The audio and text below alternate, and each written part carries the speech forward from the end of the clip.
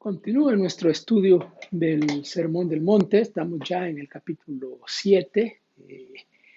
Ya vimos los primeros 6 versículos, la justicia mayor y las críticas o el juzgar a otros. Ahora estamos en la segunda parte de este capítulo, versículos del 7 al 11, la justicia mayor en la dependencia de Dios en oración. Aparece el tema de la oración. Interesante que aquí aparece recién el tema de la oración. Eh, Jesús ya comienza la conclusión del sermón propiamente, ya empieza a dar señales de que está terminando. Así que por causa de las exigencias que esta enseñanza de Jesús nos trae, ¿no?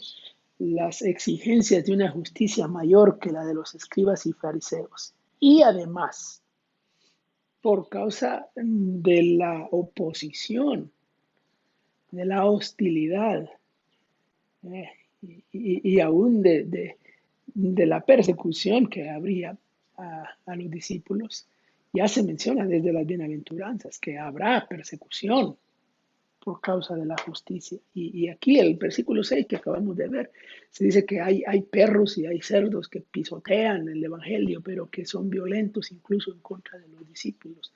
Bueno, y tenemos dos razones. Las altas exigencias, lo que Jesús pide es muy alto. Y la oposición que tenemos, entonces viene el recurso de la oración.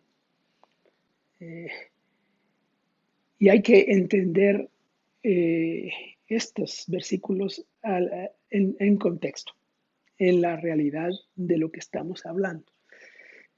Hay 3 imperativos en el versículo 7. Pedid, buscad, llamad. Y estar en presente. Habla de una acción continua, de la persistencia, digamos, que es otra enseñanza de Jesús con respecto al tema de la oración. En el versículo 8 se repiten los 3 verbos, pero se repiten en otra forma verbal, no son imperativos, son participios adjetivales. El que pide, el que busca, el que llama. Y son presentes, o sea que la misma característica. La característica de los discípulos es la oración persistente, la oración constante. Bueno, debemos decir que hay quienes usan estos versículos para hablar que uno puede pedir cualquier cosa y que el Señor está como obligado a dar cualquier cosa. La teología popular de la prosperidad que se enseña actualmente usa estos versículos para decir precisamente eso, que uno puede pedir lo que sea y recibirá lo que sea, especialmente bienes materiales. Está claro que esta enseñanza no encuentra apoyo en este contexto, ni en el texto mismo. El verbo se os dará está en voz pasiva. Cada vez que aparece la voz pasiva sin un sujeto explícito, en el Nuevo Testamento se entiende que el sujeto es Dios. Dios es el que dará. El texto no dice que dará, tampoco dice que pedir. Pero a la luz de lo que hemos visto y lo que hemos estudiado, parece lo más natural vincular estas peticiones con lo que Jesús está enseñando. Como que lo que hay que pedir son esas características, esas virtudes, esas actitudes, esas acciones que tienen que ver con la ley, con las prácticas religiosas, con los bienes materiales, todo eso que Jesús ha estado mencionando. ¿Y qué se os dará? Bueno, seguro que no solo eso, pero principalmente lo que el Señor está pidiendo de sus discípulos. el Señor dará las buenas cosas, que dice el versículo 11. El Señor dará buenas cosas. ¿Cuáles son esas buenas cosas? Bueno, debemos entenderlo en el contexto del sermón. Esas cosas que Él está pidiendo.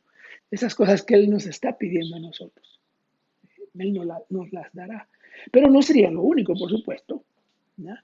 Pero eso es distinto a saltar de una vez a que, bueno, el Señor como que ya se comprometió a darnos lo que sea que pidamos.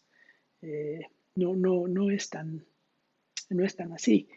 Eh, Allá cuando Jesús habla de esto en el versículo, en Juan, capítulo 15, cuando habla de los discípulos y la vid, y los pámpanos y la vid, allá aparece algo similar de una petición, pero allá dice claramente, si obedeciereis mis mandamientos, pedid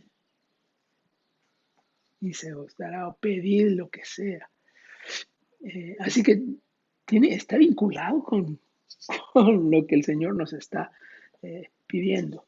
Eh, bueno, eh, interesante que en el pasaje paralelo de Lucas, las buenas cosas que el Señor da es el Espíritu Santo, como la cosa más buena, la cosa más grande que el Señor nos da. Y entonces tenemos una unión fabulosa entre oración y Espíritu Santo. Los recursos para ser discípulos de Jesús, los recursos para poder ser ciudadanos del reino, que es de lo que Jesús está hablando aquí. Eh, bueno, algunas consecuencias teológicas importantes podemos extraer de este pasaje. Eh, Jesús usa la ilustración de los padres de familia que le dan buenas cosas, ¿ya?, a sus hijos. Aún siendo malos, dan buenas cosas. No le van a dar algo dañino, algo que es engañoso a los hijos, que es lo que está diciendo ahí el texto, ¿no? Entonces, si aún siendo malos, Jesús asume la pecaminosidad natural de los seres humanos, incluso la de los discípulos, porque dice ahí, vosotros, ¿no? ¿Quién de vosotros? Se asume eso, pero luego la segunda cosa que se asume eh, es la paternidad de Dios. Y aquí en la paternidad no es la paternidad general, universal, es la paternidad de Dios y sus discípulos. ¿eh? Este, la paternidad es algo que se aplica a los discípulos, no a todos los seres humanos. El Sermón del Monte es claro, ya hemos visto, incluso el texto de la oración modelo, Padre nuestro, ¿de quiénes? De los discípulos. Reconocer a Dios como nuestro Padre es una de las enseñanzas más bonitas, más hermosas del Nuevo Testamento, y las encontramos en otras partes también. Así que ahí tenemos los recursos, la oración y el Espíritu Santo para poder ser discípulos del reino de Dios.